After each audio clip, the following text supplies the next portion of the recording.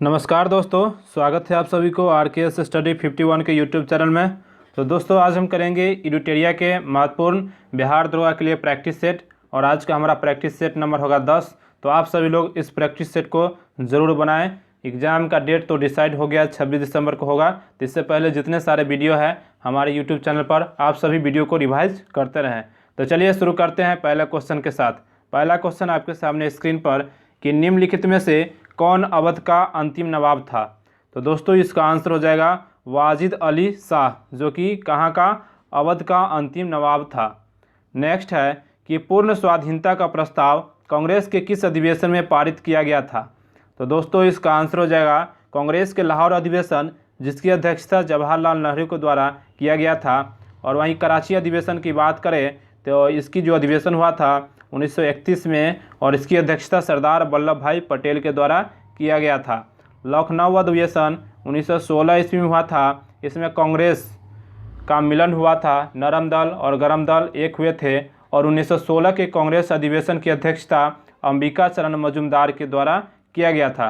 वहीं सूरत अधिवेशन की बात करें तो सूरत अधिवेशन 1907 ईस्वी में हुआ था, जिसमें कांग्रेस दो गुटों में बंट गए थे, नरम दल और गरम दल।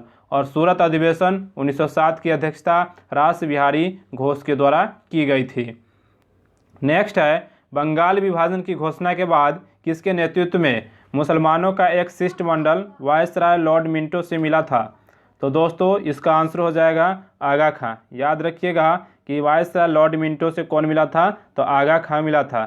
दोस्तों बंगाल विभाजन की घोषणा 19 जुलाई 1905 ईस्वी को हो गया था, लेकिन प्रभावी 16 अक्टूबर 1905 ईस्वी को हुआ। और उस समय बंगाल विभाजन के समय जो गवर्नर था तो लॉर्ड कर्जन उस समय उसका गवर्नर था। और आगा खां और सलीमुल्लाह खां का नाम याद रखिएगा, इन्होंने 1906 ईस्वी में मुस्लिम लीग की स्थापना किया था। नेक्स्ट है हिंदुस्तान सोशलिस्ट रिपब्लिकन एसोसिएशन का गठन किस वर्ष किया गया था। तो दोस्तों इसका आंसर हो जाएगा 1928 ईस्वी में भगत सिंह के द्वारा किया गया था और इनके सहयोगी भी थे, उन सभी ने मिलकर 1928 में किया गया था।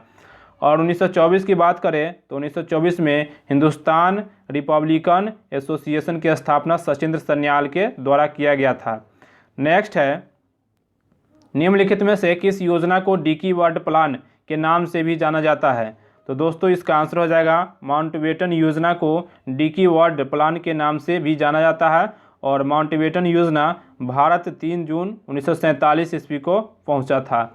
नेक्स्ट है भारत में प्रकाशित समाचार पत्र बम्बई दर्पण के संस्थापक कौन थे। तो दोस्तों इसका आंसर हो जाएगा बाल शास्त्री जाम्बेकर, जो कि भारत में प्रकाशित समाचार पत्र जिसका नाम था बम्बई दर्पण के संस्थापक थे। नेक्स्ट है प्रथम 3 आश्रम का उल्लेख किस उपनिषद में मिलता है। तो दोस्तों इसका आंसर हो जाएगा छंदोदय उपनिषद में 3 आश्रम का उल्लेख मिलता है, जबकि जाबालोपनिषद में 4 आश्रम का उल्लेख मिलता है। तो कन्फ्यूजन है इस क्वेश्चन में, तो ढंग से पढ़िएगा। निम्नलिखित में से कौन सा भारत में सबसे बड़ा हड़प्पा कालीन स्थल है। तो दोस्तों इसका आंसर हो जाएगा राखीगढ़ी, जो हरियाणा में है, जो हड़प्पा कालीन सबसे बड़ा स्थल है। रंगपुर की बात करें तो रंगपुर जो कि गुजरात में है, चन्हुद्रो जो कि पाकिस्तान में है, और धौलावीरा जो कि गुजरात में है। और हाल ही में धौलावीरा को 40वें यूनेस्को के वर्ल्ड हेरिटेज में शामिल किया गया है और वर्तमान में भारत के 40वें जो स्थल है वर्ल्ड हेरिटेज में शामिल है। नेक्स्ट है आर्यों के मूल निवास के संबंध में किस विद्वान का मत था कि इनका मूल निवास तिब्बत था। तो दोस्तों इसका आंसर हो जाएगा दयानंद सरस्वती, और इन्होंने आर्य समाज की स्थापना 1875 ईस्वी में किए थे। नेक्स्ट है किसी धर्म का यह मत है कि मोक्ष इस जीवन में भी संभव है और इसे प्राप्त करने के लिए मृत्यु आवश्यक नहीं है। तो ये कहा गया था बौद्ध धर्म में। और जैन धर्म में कहा गया था कि इसके लिए मृत्यु जीवित रहने पर भी मोक्ष की प्राप्ति हो जाती है। नेक्स्ट है कि अशोक ने किस अभिलेख में स्वयं को सम्राट कहा है। तो दोस्तों इसका आंसर हो जाएगा भाबर अभिलेख में अशोक ने स्वयं को सम्राट कहा है, जबकि मास्की एवं गुर्जर अभिलेख में अशोक का नाम अशोक मिलता है। नेक्स्ट है दशावतार मंदिर का निर्माण किस काल में हुआ था। तो दोस्तों इसका आंसर हो जाएगा गुप्त काल में दशावतार मंदिर का निर्माण हुआ था। नेक्स्ट है प्रसिद्ध शासक अमोघवर्ष द्वारा कविराज मार्ग की रचना किस भाषा में की गई थी। तो दोस्तों इसका आंसर हो जाएगा कन्नड़ भाषा में कविराज मार्ग की रचना की गई थी। नेक्स्ट है दिल्ली सल्तनत के लिए शासन ने शुद्ध अरबी सिक्के चलाए थे कौन? तो दोस्तों इसका आंसर हो जाएगा डी नंबर, शुद्ध अरबी सिक्के इल्तुतमिश के द्वारा चलाया गया था। और दिल्ली सल्तनत का प्रारंभ होता है 1206 ईस्वी में, और दिल्ली सल्तनत पहले शुरुआत होता है गुलाम वंश से। गुलाम वंश के पहले संस्थापक थे कुतुबुद्दीन ऐबक थे। नेक्स्ट है कि निम्नलिखित में से किस महाद्वीपीय विस्थापन का सिद्धांत दिया था? तो दोस्तों इसका आंसर हो जाएगा अल्फ्रेड वेगनर के द्वारा महाद्वीपीय विस्थापन का सिद्धांत दिया गया था। नेक्स्ट है नागार्जुन सागर परियोजना किस नदी पर स्थित है? तो दोस्तों इसका आंसर हो जाएगा कृष्णा नदी पर आंध्र प्रदेश में स्थित है। नेक्स्ट है बांग्लादेश के साथ कितने भारतीय राज्य सीमा साझा करते हैं? तो दोस्तों इसका आंसर हो जाएगा 5 राज्य जो कि बांग्लादेश के साथ सीमा साझा करते हैं। इसका ट्रिक याद रख सकते हैं, मैं ट्रिक लिख रहा हूं तो आप लोग ध्यान से लिख लेंगे। अब मित्र में देखिए अ से हो गया असम, ब से हो गया बंगाल, मी से हो गया मिजोरम, त्र से हो गया त्रिपुरा और मे से हो गया मेघालय। तो याद रखेंगे अब मित्र में जो कि बांग्लादेश के साथ 5 राज्य सीमा साझा करते हैं। जौहर घाटी किस भारतीय राज्य में स्थित है? दोस्तों जौहर घाटी किस राज्य में स्थित है? तो इसका आंसर हो जाएगा उत्तराखंड। याद रखिएगा जौहर घाटी जो कि उत्तराखंड राज्य में स्थित है। निम्नलिखित में से किस प्रकार की नदियों में जल ग्रहण की क्षमता कम होती है? तो दोस्तों इसका आंसर हो जाएगा प्रायद्वीपीय नदियाँ जो कि इसमें जल धारण करने की क्षमता कम होती है। वहीं हिमालयी नदियाँ इनमें जल धारण क्षमता अधिक होती है। नेक्स्ट है भारत में किस प्रकार की मृदा का सर्वाधिक प्रयोग ईंट निर्माण में किया जाता है? तो दोस्तों इसका आंसर हो जाएगा लेटेराइट मिट्टी का प्रयोग सर्वाधिक ईंट निर्माण में किया जाता है। नेक्स्ट है ग्रेट हिमालयन नेशनल पार्क किस राज्य में स्थित है? तो दोस्तों इसका आंसर हो जाएगा हिमाचल प्रदेश में ग्रेट हिमालयन नेशनल पार्क स्थित है। निम्नलिखित में से कौन खरीफ फसल का उदाहरण नहीं है? तो दोस्तों इसका आंसर हो जाएगा सरसों। सरसों कौन सा फसल का उदाहरण है? तो याद रखिएगा रबी फसल का उदाहरण है, जो कि बाजरा, अरहर, ज्वार, चावल ये सभी क्या है खरीफ फसल का उदाहरण है। नेक्स्ट है रेड सिंधी निम्नलिखित में से किसकी एक नस्ल है? तो दोस्तों इसका आंसर हो जाएगा रेड सिंधी जो कि एक गाय की नस्ल है। नेक्स्ट है कि देश में प्राकृतिक गैसों का सर्वाधिक भंडार कहाँ पर है? तो दोस्तों इसका आंसर हो जाएगा मुंबई हाई में सबसे अधिक प्राकृतिक गैसों का भंडार है। नेक्स्ट है कोल इंडिया लिमिटेड की स्थापना किस वर्ष की गई थी? तो दोस्तों इसका आंसर हो जाएगा कोल इंडिया लिमिटेड की स्थापना 1975 ईस्वी में किया गया था और इसका जो मुख्यालय है कोलकाता में है, तो साथ में ये भी याद रखेंगे। नेक्स्ट है कि केंद्र राज्य संबंधों पर गठित एम पुंछी आयोग का गठन किस वर्ष किया गया था? तो दोस्तों इसका आंसर हो जाएगा 2007 में पुंछी आयोग का गठन किया गया था। नेक्स्ट है भारतीय संविधान किस अनुच्छेद के तहत राष्ट्रपति राज्यपाल की नियुक्ति करता है? तो दोस्तों इसका आंसर हो जाएगा अनुच्छेद 155 के तहत राष्ट्रपति जो कि राज्यपाल को नियुक्ति करते हैं। और वहीं अनुच्छेद 153 में कहा गया है कि भारत में राज्यपाल की पद के बारे में 153 अनुच्छेद में है। नेक्स्ट है दोनों सदनों के संयुक्त बैठक की अध्यक्षता निम्न में से कौन करता है? तो दोस्तों संयुक्त बैठक जो कि संविधान के अनुच्छेद 108 में इसका प्रावधान किया गया है और संयुक्त बैठक बुलाने का अधिकार राष्ट्रपति को होता है। राष्ट्रपति को होता है संयुक्त बैठक बुलाने को, लेकिन इसकी जो अध्यक्षता करता है लोकसभा अध्यक्ष के द्वारा अध्यक्षता किया जाता है अनुच्छेद 118 के 4 के द्वारा। तो साथ में ये सब याद रखेंगे।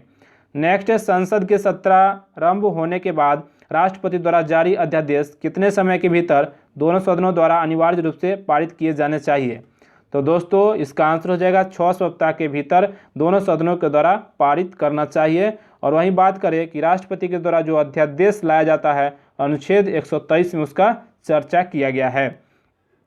नेक्स्ट है सरकार की संघीय व्यवस्था भारतीय संविधान में किस देश के संविधान से लिया गया है? तो दोस्तों इसका आंसर हो जाएगा संघीय व्यवस्था जो कि कनाडा के संविधान से लिया गया है। और वहीं आयरलैंड से लिया गया है राज्य के नीति निर्देशक तत्व, जापान से लिया गया है विधि द्वारा स्थापित प्रक्रिया और ऑस्ट्रेलिया से लिया गया है प्रस्तावना की भाषा। नेक्स्ट है किस अधिनियम के अंतर्गत भारत में अप्रत्यक्ष चुनाव प्रणाली की शुरुआत की गई थी? तो दोस्तों इसका आंसर हो जाएगा भारत परिषद अधिनियम 1892 के द्वारा पहली बार अप्रत्यक्ष चुनाव प्रणाली की शुरुआत की गई थी।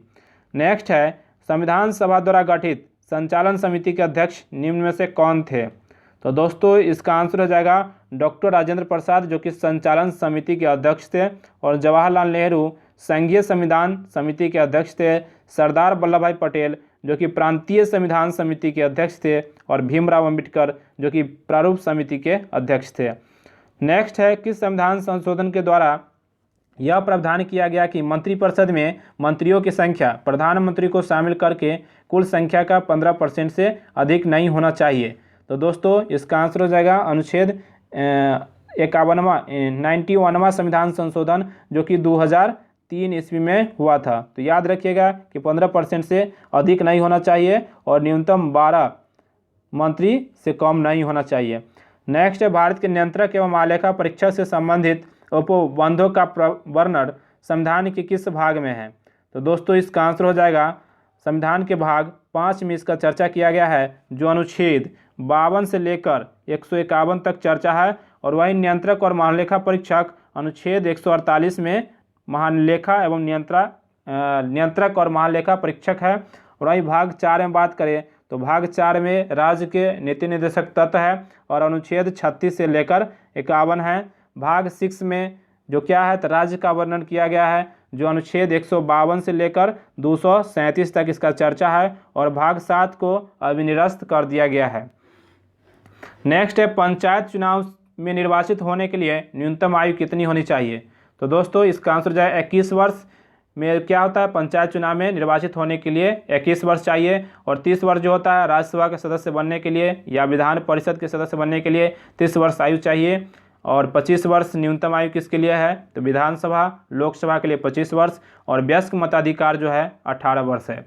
नेक्स्ट है, प्रथम राजभाषा आयोग का गठन किस वर्ष किया गया था। तो दोस्तों इसका आंसर हो जाएगा 1955 ईस्वी में बीजी खरे, याद रखिएगा बीजी खरे की अध्यक्षता में प्रथम राजभाषा आयोग का गठन किया गया था। नेक्स्ट है कि समाचार पत्र निम्नलिखित में से किस सूची के अंतर्गत आते हैं। तो दोस्तों हमारे भारतीय संविधान के 7वीं अनुसूची में 3 सूची का वर्णन किया गया है, संघ सूची, राज्य सूची और समवर्ती सूची। इसी प्रकार समाचार पत्र का जो उल्लेख है समवर्ती सूची में किया गया है। नेक्स्ट है, निम्नलिखित में से कौन सी पुस्तक प्रेमचंद द्वारा नहीं लिखी गई है। तो दोस्तों इसका आंसर हो जाएगा यशोधरा, जो कि प्रेमचंद्र के द्वारा नहीं लिखा गया है। यशोधरा जो कि मैथिली शरण गुप्त के द्वारा लिखा गया है, जबकि रंगभूमि, गोदान, निर्मला ये सभी प्रेमचंद के द्वारा रचित पुस्तक है। नेक्स्ट है, राष्ट्रीय पंचायती राज दिवस प्रतिवर्ष किस तिथि को मनाया जाता है। तो दोस्तों प्रत्येक वर्ष 24 अप्रैल को राष्ट्रीय पंचायती राज दिवस मनाया जाता है।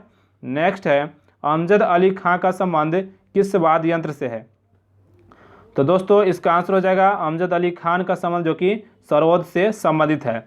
नेक्स्ट है, ग्रे बुक किस देश के सरकारी रिपोर्ट या प्रकाशन दस्तावेज है। तो दोस्तों इसका आंसर हो जाएगा डी नंबर ऑप्शन, यानी कि जापान और बेल्जियम दोनों का ग्रे बुक जो कि सरकारी रिपोर्ट या दस्तावेज है। नेक्स्ट है, स्वर्णिम पैगोडा का देश किसे कहा जाता है। तो दोस्तों इसका आंसर हो जाएगा म्यांमार को स्वर्णिम पैगोडा का देश कहा जाता है।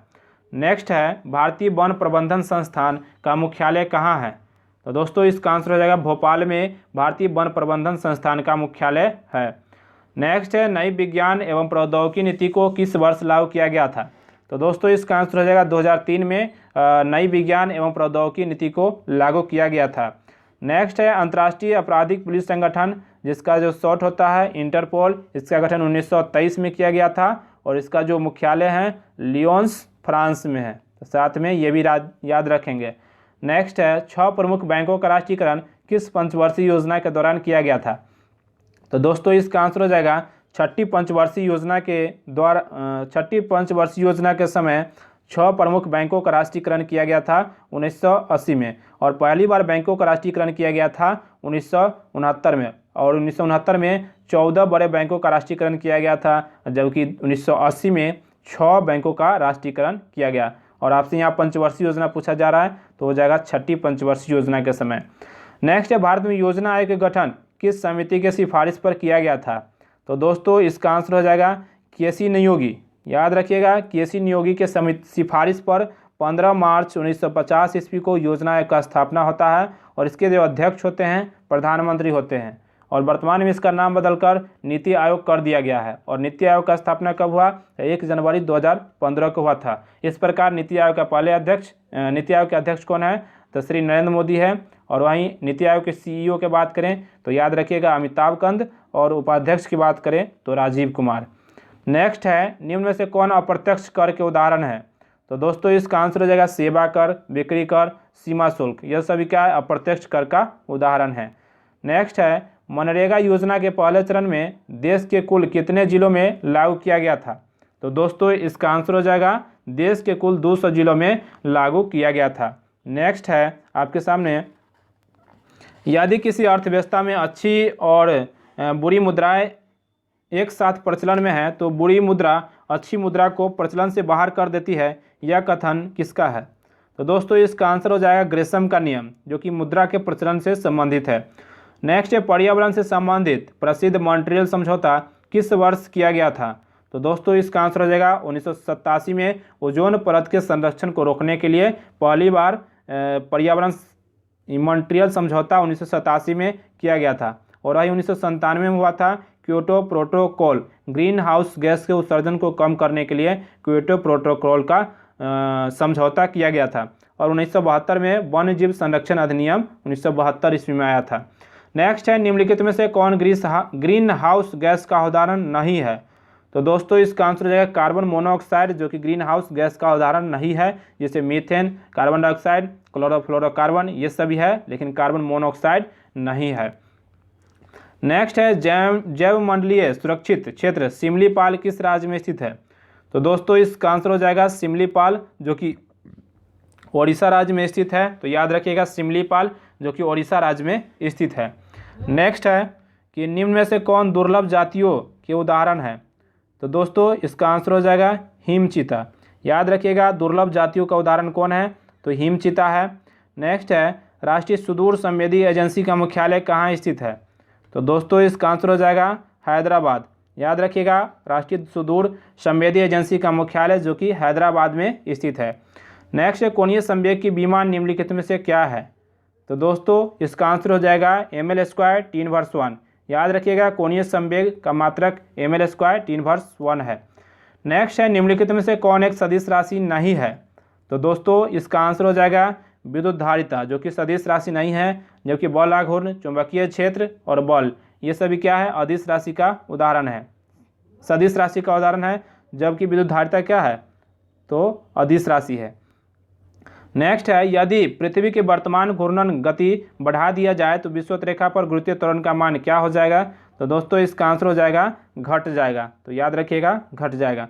नेक्स्ट है, प्रकाश के एक माध्यम से दूसरे माध्यम में जाने पर निम्न में से क्या नहीं बदलता है? तो दोस्तों उसका क्या होता है? आवृत्ति नहीं बदलता है, जबकि तरंगदैर्घ्य और वेग बदल जाता है।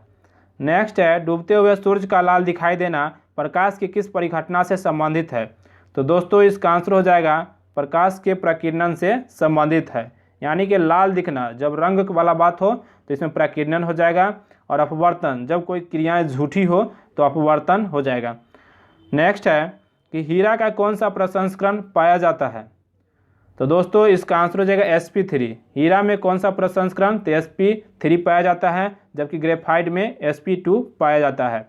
नेक्स्ट है, निम्न में से किसका उपयोग खाना बनाने वाले बर्तनों में न चिपकने वाली परत चढ़ाने में किया जाता है? तो इसका आंसर हो जाएगा टेफ्लॉन का उपयोग किया जाता है न चिपकने वाले बर्तन में।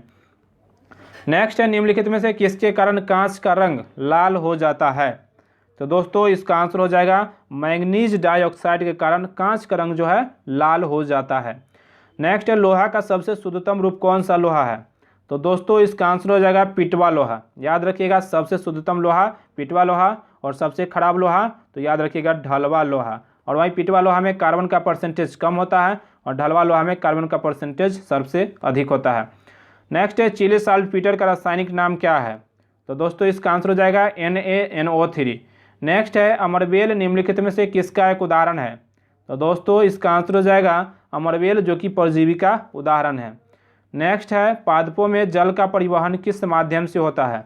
तो याद रखिएगा जल का परिवहन जो होता है जाइलम के माध्यम से होता है, और जो भोजन का परिवहन होता है फ्लोएम के माध्यम से होता है। नेक्स्ट, मेढक निम्नलिखित में से किसके द्वारा श्वसन करते हैं? तो दोस्तों इसका आंसर हो जाएगा, मेढक जो है त्वचा एवं फेफड़ा दोनों के द्वारा श्वसन करते हैं, तो इसका आंसर हो जाएगा डी नंबर ऑप्शन। नेक्स्ट है, क्षुद्रांत की लंबाई लगभग कितनी होती है, यानी कि छोटी आंत की लंबाई कितनी होती है? तो दोस्तों इसका आंसर हो जाएगा 7.5 मीटर। याद रखिएगा, छोटी आंत की लंबाई 7.5 मीटर लगभग होती है। नेक्स्ट है, पालक में निम्नलिखित में से कौन सा अम्ल पाया जाता है? तो दोस्तों इसका आंसर हो जाएगा ऑक्जेलिक अम्ल। याद रखिएगा, पालक में ऑक्जेलिक अम्ल पाया जाता है, जबकि इमली में टार्टरिक अम्ल पाया जाता है, और विटामिन सी सब्ज में एस्कॉर्बिक अम्ल पाया जाता है, और मैलिक अम्ल जो पाया जाता है सेब में मैलिक अम्ल पाया जाता है। नेक्स्ट है, हाल ही में किस राज्य सरकार ने मनरेगा के तहत कार्य दिवस की संख्या को 100 से बढ़ाकर 150 दिन करने का घोषणा किया? तो दोस्तों इसका आंसर रहेगा मध्य प्रदेश के द्वारा। देखिए, नरेगा एक्ट आया था 2005 में। याद रखिएगा, नरेगा एक्ट आया था 2005 में, लागू किया गया 2006 में, और इसका नाम बदलकर मनरेगा कर दिया गया 2009 में। तो ये तीनों इसपी आप याद रखेंगे। नेक्स्ट है, भारत के पहले इथेनॉल संयंत्र की स्थापना किस राज्य में की जाएगी? तो दोस्तों इसका आंसर हो जाएगा छत्तीसगढ़। याद रखिएगा, इथेनॉल संयंत्र की स्थापना छत्तीसगढ़ में की जाएगी। हाल ही में अमेरिका के नवनिर्वाचित राष्ट्रपति जो बाइडेन का संबंध किस राजनीतिक दल से है? तो दोस्तों इसका आंसर हो जाएगा डेमोक्रेटिक पार्टी से है, और वही जो बाइडेन का जो राष्ट्रपति का क्रम है वो भी याद रखिएगा 46वें नंबर के हैं। और एक और क्वेश्चन याद रखिएगा कि अमेरिका के हाल ही में पहली महिला उपराष्ट्रपति कौन बनी है? तो याद रखेंगे कमला हैरिस। नेक्स्ट है, हाल ही में भारतीय भूवैज्ञानिक सर्वेक्षण ने किस राज्य में वैनेडियम के भंडार की खोज की है? तो दोस्तों इसका आंसर हो जाएगा अरुणाचल प्रदेश में हाल ही में वैनेडियम के भंडार का खोज मिला है। नेक्स्ट है, जर्मन वाच द्वारा जारी वैश्विक जलवायु जोखिम सूचकांक 2021 में भारत का स्थान है 7वां। याद रखिएगा, वैश्विक जलवायु जोखिम सूचकांक 2021 में भारत का रैंक 7वां नंबर है। नेक्स्ट है, हाल ही में चर्चा में रहा रतले पनबिजली परियोजना किस नदी पर स्थित है? तो दोस्तों इसका आंसर हो जाएगा चिनाब नदी पर स्थित है, और वहीं चिनाब नदी जो है बारालाचे दर्रे से निकलती है, और झेलम नदी जो निकलती है शेषनाग झील से झेलम नदी निकलती है, रावी निकलती है रोहतांग दर्रे से निकलती है। नेक्स्ट है, भारतीय सेना के मेजर अनूप मिश्रा ने दुनिया की पहली सार्वभौमिक बुलेट प्रूफ जैकेट विकसित किया है, जिसका नाम क्या है? तो दोस्तों इसका आंसर हो जाएगा शक्ति। याद रखिएगा, दुनिया की पहली सार्वभौमिक बुलेट प्रूफ जैकेट विकसित किया है, जिसका नाम शक्ति है। नेक्स्ट है, हाल ही में प्रकाशित पुस्तक by many a happy accident recollection of A life के लेखक कौन है? तो दोस्तों इसका आंसर हो जाएगा मोहम्मद हामिद अंसारी है। कौन है? मोहम्मद हामिद अंसारी। नेक्स्ट है, हाल ही में केंद्रीय मंत्रिमंडल ने स्टार्स परियोजना को मंजूरी दी है, इसका संबंध किस क्षेत्र से संबंधित है? तो दोस्तों इसका आंसर हो जाएगा शिक्षा के क्षेत्र से संबंधित है। नेक्स्ट है, दिसंबर 2020 में किस व्यक्ति को ग्लोबल टीचर प्राइज 2020 से सम्मानित किया गया? तो दोस्तों इसका आंसर हो जाएगा रंजीत सिंह डिसाले को ग्लोबल टीचर प्राइज 2020 से सम्मानित किया गया। नेक्स्ट है, गरीबों को किफ़ायती मूल्य पर भोजन उपलब्ध कराने के उद्देश्य से किस राज्य ने माँ योजना की शुरुआत किया है? तो दोस्तों इसका आंसर हो जाएगा पश्चिम बंगाल के द्वारा माँ योजना का शुरुआत किया गया है। नेक्स्ट है, हाल ही में कर्नाटक सरकार ने किस क्षेत्र को राज्य के 31वें जिले के रूप में गठित करने की मंजूरी दी है? तो दोस्तों इसका आंसर हो जाएगा विजयनगर को हाल ही में 31वें जिले के रूप में गठन करने का मंजूरी दे दिया है। नेक्स्ट है, हाल ही में किस देश के द्वारा कृत्रिम सूर्य परमाणु संलयन रिएक्टर का सफलतापूर्वक संचालन किया है? तो दोस्तों इसका आंसर हो जाएगा चीन। चीन के द्वारा हाल ही में कृत्रिम सूर्य परमाणु संलयन रिएक्टर का सफलतापूर्वक संचालन किया है। नेक्स्ट है कि संयुक्त राष्ट्र पर्यावरण कार्यक्रम के द्वारा हाल ही में किस भारतीय को young champions of the earth से सम्मानित किया गया है? तो दोस्तों इसका आंसर हो जाएगा विद्युत मोहन को young champions of the earth से सम्मानित किया गया है। नेक्स्ट है, हाल ही में अंतर्राष्ट्रीय क्रिकेट में सबसे तेज 22,000 रन बनाने वाले पहले बल्लेबाज कौन बने? तो दोस्तों इसका आंसर हो जाएगा विराट कोहली। याद रखिएगा विराट कोहली। और वहीं याद रखिएगा T20 में 3,000 रन बनाने वाले पहले बल्लेबाज कौन बने? तो विराट कोहली। नेक्स्ट है, हाल ही में किस व्यक्ति को लोकसभा के महासचिव के रूप में नियुक्त किया गया है? तो दोस्तों इसका आंसर हो जाएगा उत्पल कुमार सिंह को हाल ही में लोकसभा के महासचिव के रूप में नियुक्त किया गया है। नेक्स्ट है, हाल ही में तसोकर आर्द्रभूमि परिसर को अंतर्राष्ट्रीय महत्व के रामसर स्थल सूची में शामिल किया गया है। यह किस राज्य या केंद्र शासित प्रदेश में स्थित है? तो दोस्तों इसका आंसर हो जाएगा लद्दाख। याद रखिएगा तसोकर झील कहाँ है? लद्दाख में है। और जो आर्द्रभूमि संरक्षण अधिनियम 2 फरवरी 1971 को ईरान से आया था। और वर्तमान में भारत के 46 स्थल को रामसर साइट में शामिल किया गया है। नेक्स्ट है विश्व एड्स दिवस 2020 का थीम क्या था? तो दोस्तों इसका आंसर हो जाएगा ending the HIV AIDS epidemic resilience and impact. याद रखिएगा विश्व एड्स दिवस जो मनाया जाता है प्रत्येक 1 दिसंबर को एड्स दिवस के रूप में मनाया जाता है। नेक्स्ट है कि वर्ष 2020 का मान बुकर पुरस्कार किसे प्रदान किया गया? तो दोस्तों इसका आंसर हो जाएगा डगलस स्टुअर्ट। याद रखिएगा 2020 का मान बुकर पुरस्कार डगलस स्टुअर्ट को दिया गया। नेक्स्ट है 13वां पुरुष एक दिवसीय क्रिकेट विश्व कप 2026 में किस देश में आयोजित किया जाएगा? तो दोस्तों इसका आंसर हो जाएगा भारत में इसका आयोजन किया जाएगा। और वहीं 2027 की बात करें 14वें नंबर का, तो इसका आयोजन दक्षिण अफ्रीका में किया जाएगा। नेक्स्ट है कि हाल ही में किस राज्य सरकार ने अपने राज्य के लोगों के लिए सरकारी नौकरी में 100% सीटों को आरक्षित कर दिया है? तो दोस्तों हाल ही में मध्य प्रदेश सरकार के द्वारा सरकारी नौकरी में 100% सीटों को आरक्षित कर दिया है। नेक्स्ट है कि अंतर्राष्ट्रीय मुद्रा कोष में शामिल होने वाला 190वां सदस्य कौन बना है? तो दोस्तों इसका आंसर हो जाएगा अंडोरा। याद रखिएगा IMF की स्थापना जो होता है 1944 ईस्वी में ब्रेटन वुड्स सम्मेलन के आधार पर 1945 ईस्वी में, और इसका मुख्यालय है जिनेवा। और हाल ही में 190वां देश बना है अंडोरा। और अंतर्राष्ट्रीय मुद्रा कोष का भी जो हेड है क्रिस्टियाना जॉर्जिवा है। नेक्स्ट है जैव विविधता संरक्षण पर ध्यान केंद्रित करने हेतु 4वां वन प्लेनेट सम्मेलन का आयोजन किस देश के द्वारा किया गया? तो दोस्तों इसका आंसर हो जाएगा फ्रांस के द्वारा हाल ही में वन प्लेनेट सम्मेलन का आयोजन किया गया। नेक्स्ट वर्तमान में क्षेत्रीय व्यापक आर्थिक साझेदारी RCEP सदस्य देशों की संख्या कितनी है? तो दोस्तों इसका आंसर हो जाएगा इसमें सदस्य देशों की संख्या है 15। याद रखिएगा RCEP में सदस्य देशों की संख्या 15 है। नेक्स्ट है अर्जुन पुरस्कार 2020 से सम्मानित खिलाड़ी मीराबाई चानू का संबंध किस खेल से संबंधित है? तो दोस्तों इसका आंसर हो जाएगा मुक्केबाजी से संबंधित है। तो याद रखिएगा इसका हो जाएगा मीराबाई चानू जो कि भारोत्तोलन से संबंधित है। और अर्जुन पुरस्कार 2020 से इसको सम्मानित किया गया। अर्जुन पुरस्कार में 15 लाख रुपये दिया जाता है। तो ये भी याद रखेंगे कितना? 15 लाख। और इसकी शुरुआत हुआ था 1961-62 में इसकी शुरुआत हुआ था। तो दोस्तों आगे मैथ है, इस सभी को एक वीडियो में देखेंगे। तो चलिए इस वीडियो को आपको कैसा लगा आप लोग कमेंट करके ज़रूर बताइए। और अच्छा लगा हो तो लाइक ज़रूर कीजिए, दोस्तों के साथ शेयर करिए और बहुत दूर तक फैलाइए इस वीडियो को, ताकि लास्ट समय में बहुत अच्छे तरीके से रिवीजन हो सके। तो चलिए मिलते हैं नेक्स्ट वीडियो में, तब तक के लिए धन्यवाद।